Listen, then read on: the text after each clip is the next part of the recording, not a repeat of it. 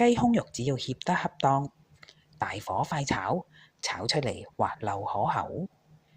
200g 一塊雞胸肉，切2毫米薄片，半湯匙米酒，半湯匙生抽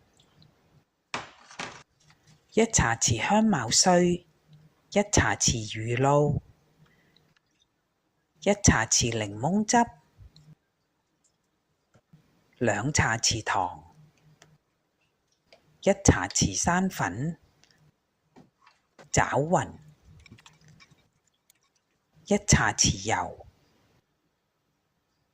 再攪勻，醃半個鐘頭。大火熱鑊，以下2湯匙油，油熱，12g 蒜片，煎至金黃香脆，約1分鐘。盛起，油流鑊中，加入醃好嘅雞片，大火炒至半熟，約1分鐘。50g 洋蔥絲，餘下嘅醃料，大火炒至熟，約分半鐘。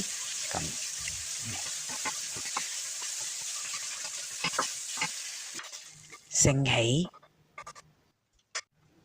放上香脆嘅蒜片，1湯匙花生碎，2g 青蔥粒，就可以上桌啦。